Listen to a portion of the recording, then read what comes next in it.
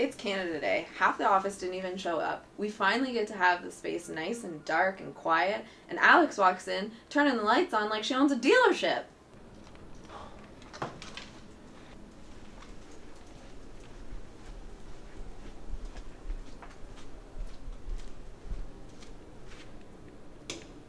People think just because it's a holiday, it doesn't matter. But some people still have to work with the lights on here.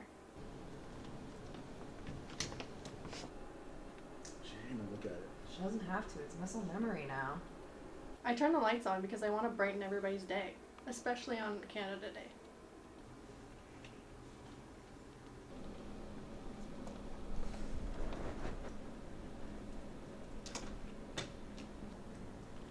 Unbelievable. I put this morning.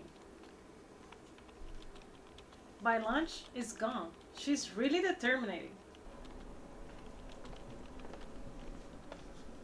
Oh wow. Committee effort.